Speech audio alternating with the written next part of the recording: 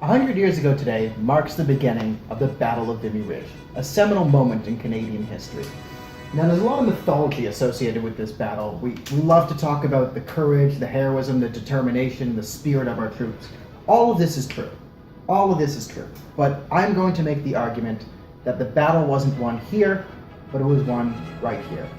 But to start, we will give you the coolest war story, because there are a lot of great acts of people single-handedly taking machine gun positions, holding them against all odds. The coolest story goes to Captain Thane McDowell. Him and two of his men, during the Battle of Vimy Ridge, managed to get so far ahead of the Canadian advance, they take two machine gun positions single-handedly. Captain Thane McDowell then sees a German run deep into the trenches. He follows him down, ends up in a room with 75 armed Germans, and on a complete bluff, convinces them to surrender to him and sends them back to the Canadian lines, manages to hold that position while wounded for multiple days until reinforcements could arrive, earning him the Victoria Cross, the highest military honor in the British Empire. Now, empire is important to know, because 150 years of Canada, it's important to know that 150 years ago we weren't a country. We were a dominion of the British Empire. A dominion means you have control of your own domestic policy, but not foreign policy, which means if the British declare war on something, we're at war with it too. Which brings us to the First World War, and we're in the year 1917. Now, the war starts in 1914, but 1916 would be one of the bloodiest points of the war. It was utter chaos. You had the Battle of the Somme, the Battle of Verdun, battles where nothing was gained but millions died. So the Allies come to 1917, and it's a very important point in the war. And the assaults in 1917 are going to take place in the spring, because it's very hard to do anything in the winter. So during the winter, they plan the Battle of Arras. Now, the Battle of Arras is the British Empire's goal is to push the Germans really hard along the French southern lines. And while the Germans get hit hard, they should reinforce the Arras lines, and then after that, the French are going to have a very big push in the north of France, and within 48 hours, they hope to break through the French lines, off to Berlin, problem solved. Now, that's not really how the battle would go. So, Vimy Ridge. Vimy is the strongest point on the French line. It is German control. It is a giant ridge. It overlooks all the Allied artillery and troop movements. It's a very strong point, and the Canadians are tasked with taking Vimy Ridge. And this isn't popular with everyone. The French say not to do this. The French try and scrap this battle plan before it even starts because they say it's suicide. They don't want to waste these troops. The last French assault at Vimy Ridge took 250,000 casualties. That's a lot. The last British assault at the Battle of Vimy Ridge took 150,000 casualties. So this is seen as sort of a suicide run to the French. And what the British kind of see here is they're going to put the Canadians at Vimy, because the Canadians have shown quite good prowess and have been known as assault troops, because they were very effective in the trenches. So the hope is the Germans see all the Canadians at Vimy. They should then reinforce the strong points of their line, so we can then break the trench stalemate at the weaker points. However, the Canadians aren't told this is just a distraction. The Canadians don't play for a tie. They play to win. So the actual battle. It's tasked to Julian Byng. He is the commander of the Canadian Army. He's a British man, but what's important about Vimy Ridge is it's the first time the Canadian Army would act as one. All four divisions are under a singular command for a single purpose. Also, this is the first time a Canadian would command British forces. That Canadian is Arthur Currie. He was sort of second in command, and Byng tasked the battle to two men, Currie and Andrew McNaughton, who would be in charge of the artillery. So how do you break the trench stalemate? Now, the biggest problem with trench warfare is advantage goes heavily to the defender. Very heavily to the defender. You have trenches, there's static, there's not a lot of movement in this war, which means you always know where the assault is coming from. So you have four major problems to break through in this puzzle.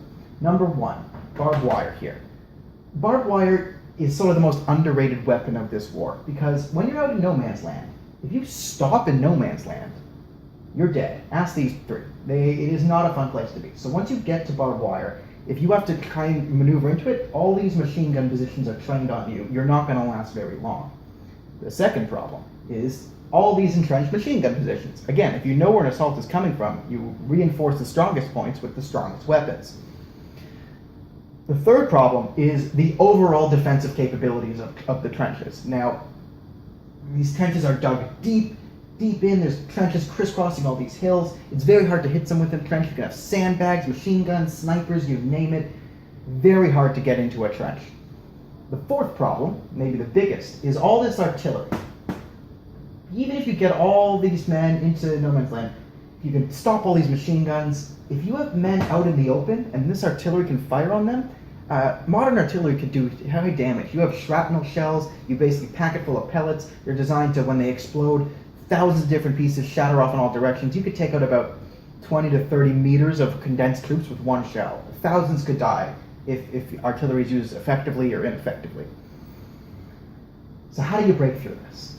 I'm going to say the Canadians didn't win this because of courage. Of course they were courageous. Again, I'm going to call it pragmatic creativity. So Arthur Currie, who is much cooler than Aquaman, sort of Canadian George Washington. In order to solve the machine gun problem, he invents new assault tactics. He divides the infantry. He's the first person to do this. The problem with modern infantry movements, as it was in 1916, the strategy was the very, very controversial, the very silly, in my opinion. You basically have riflemen. They take their rifle, you put a bayonet on top of the rifle, you screw basically a knife on a gun, and you charge a machine gun, and you try and stab the machine gun to death. That's not a good military tactic. As you can guess, that's why millions of people died at the Somme. So Currie divides the infantry into 3 units, and this would give some military background. You would recognize these tactics. So you have the regular riflemen.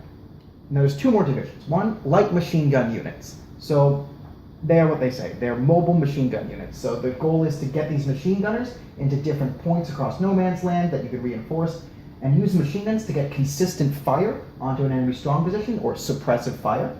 Then they go to 3rd specialized form of troop, grenadiers or explosive experts. The goal is to suppress a strong point of the line, bring in grenadiers who can then lob explosives into the machine gun nests, and while they're hit with explosives, then you send the regular assault troops or your riflemen in to take the position. This is now known as assault on a fixed position. This is modern military tactics. This is the first time it was used 100 years ago today. Now, all the other problems would be solved with the incredible use of artillery. Now, I say the mind because what makes this battle special, it is the first use of combined arms warfare. The Canadians didn't win this because of heart, which there was incredible heart. I will say the use of science and technology. The innovation that went into this is quite outstanding. If you listen to first-hand accounts of the battle, I mean, yes, there are talks of their friends doing heroic things, but most soldiers will tell you about the artillery used and how it was used and how amazed they were and what they were able to do to the German lines with just this brilliant use of artillery. So the first problem, again, the barbed wire. If you get stopped with the barbed wire, you're going to die. Now, these anti-infantry shells that just burst shrapnel and whatever, they don't do a lot of damage to the barbed wire, because if you nick a barbed wire, it's still kind of effective if it's on the ground. So the British and the Allies have this new shell in 1917. I'll not go into it. It's designed to be thinner. It's not have any shrapnel in it. It's designed, as soon as it touches something, as soon as it touches one of the wires, it will explode and create an explosion of a couple feet, which means it will basically wipe out the entire barbed wire. So they're essentially able to blow across the barbed wire and get the troops moving effectively through it. Now, another use of this artillery, I'm sure you might have heard of something called the creeping barrage or the rolling barrage. Currie had invented this tactic a year ago at Mount Sorel, but he really perfected it for this battle. So it was months and months and months and months of planning. Every single private, every single lieutenant knew exactly how this battle was going to go, exactly where the artillery was going to drop, when it was going to drop. So this is how a creeping barrage works. You need to send your men in from your lines into no man's land to attack the other German lines. They would take this position first, kill one. Again, the problem with being out in the open is everyone can see you. So what a creeping barrage was, about 900 shells per second, fired in complete unison, would sort of screen the Canadian advance and slowly drop artillery in front of them. So as you're moving, you always have these shells going above you. Now, one of the effective things here is when you hear artillery in the First World War, you assume everyone must be inside, because artillery is so incredibly destructive. It blurs and things go everywhere, it's chaos. You would never assume that someone could be in no man's land while there's artillery falling in no man's land. So you drop an artillery in the German first position, and when you hear artillery, go down into your bunker, and when the artillery stops, you assume the Canadians are coming, you run to your machine guns, and you try and hit them in no man's land. The thing is here during this battle, as soon as the artillery stops and the Germans try and come to their guns, the Canadians are already on top of them at that point. They're coming into the trenches. They get a jump on the Germans. Another thing that was done, since they'd kind of been sitting here for 2 years firing at each other, there were tunnels the Germans and Allies had been making at each other. So at this day, you did have Canadian and Anzac forces bursting through the tunnels, coming and attack them within the trench system while they're getting bombarded. Again, all of this falls apart if you can't take care of the German artillery. It doesn't matter if the machine gunners can't see you, it doesn't matter if you can trick their troops. If those artillery can fire into no man's land, you're gonna lose half your army. So this is where Andrew McNaughton comes in. And he was this engineer, and he was in charge of counter-artillery tactics. This is the first time it's used. So this is where the story gets quite brilliant. So there's a couple of tactics the British have been using. One called flash spotting. So for the artillery guns that are close to lines that you can see, if they fire at night, you can see sort of a flash of the muzzle. And you could use basic technology at this point. They figured out a way to you take the size of the flash, where it is. You can essentially spot the gun and do the math according to that. But what about all these guns? The guns that you can't see from the lines, the ones that were kilometers away, the Big Bertha and all that. Here's where the story gets interesting. So McNaughton's looking for a way to solve this problem. And he finds 4 British scientists who are trying to propose a theory called sound ranging. And no one in the British Army is listening because it's all fancy, whatever. But you might recognize sound ranging when I explain it. It's the birth of modern sonar. So one of these 4 scientists, Charles Darwin, yes, Charles Darwin, not the Charles Darwin, but the Charles Darwin's biological grandson. How do you ignore that guy?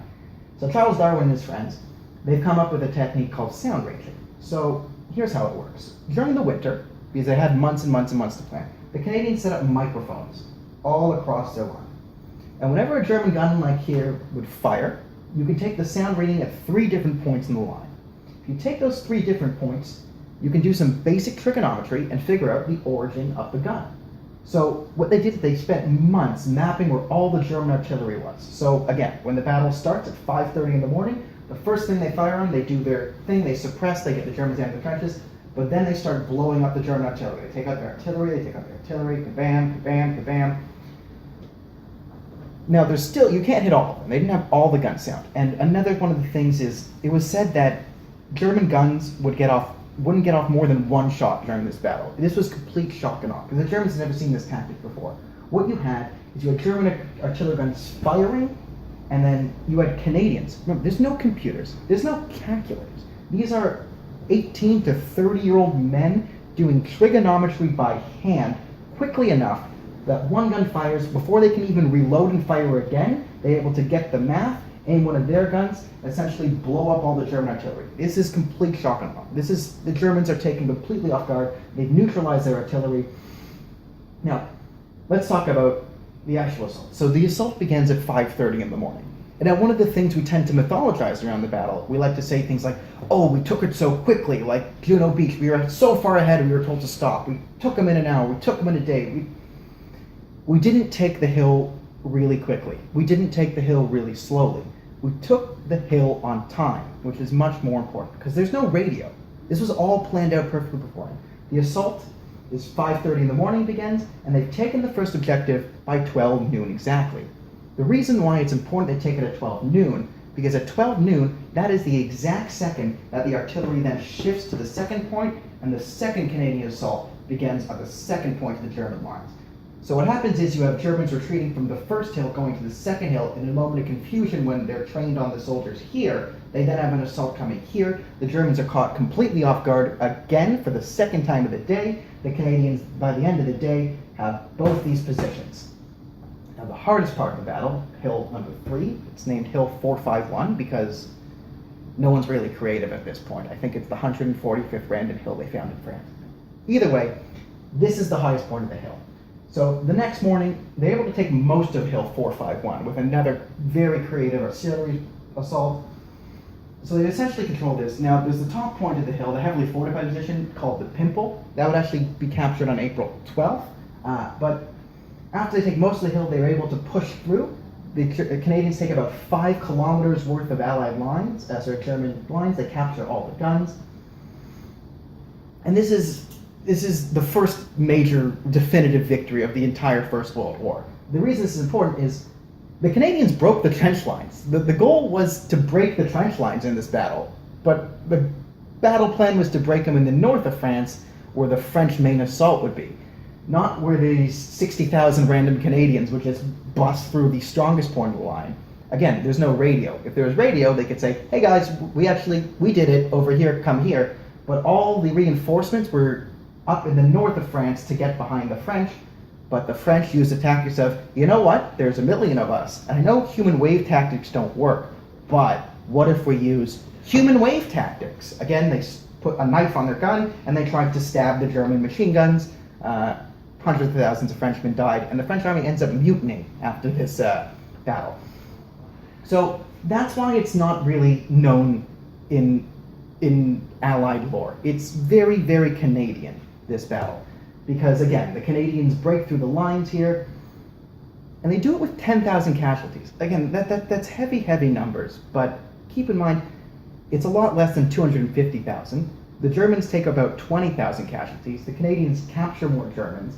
Again, the Germans actually take less casualties because of decisive victory. But I would say that this battle actually saved a lot more Canadian lives than it lost. Yes, we 3,500 men died, but it would be important because in 1917, the Americans are about to enter the war and the Russians have just dropped out of the war. So the entire Eastern Front collapses, and this is called the Ludendorff Offensive. This is Germany's last chance to win the war. It is in 1917 before the Americans get there. So there's a massive assault in the next couple of months. And because the Canadians have taken Vimy Ridge, they get a stand at Vimy Ridge. And Erich Ludendorff knew how strong the defensive fortifications were at Vimy Ridge, and he knew he didn't have the time to take them. So in the heaviest German assaults of the war, the Canadians were actually left unharassed because they were able to stand at Vimy Ridge. So they were kind of spared the majority of the horrible fighting in the second half of the year. So the outcomes of this war, this battle, it caused our commander, Julian Byng, he got promoted to the head of the British Third Army. He would become the first Governor General of Canada afterwards. Arthur Currie is then promoted to head of the Canadian Army, which means we finally have a Canadian Army commanded by a Canadian, controlled by Canadians, for Canadians. So this is why we call it a birth of a nation, because we actually become a functioning country in 1917. Before this, again, as a Dominion, the British control you, but in 1917, Canada becomes a country. The British Empire is over. This is the beginning of the British Commonwealth. This is the reason why the Canadians were allowed to sit on the council and sign the Treaty of Versailles, is because we were a country at this point. This is what we became. This moment was when we actually got a sense of Canadian identity. Because of all this, our new tactics, it was the first time Canadians did something. It really showed us that we were not Europeans. We didn't have this sense of honor and whatever and propriety that caused many people to just walk into machine gun fire. We were different. We did something that no one thought was possible, and that's why 100 years ago today marks the beginning of the country of Canada.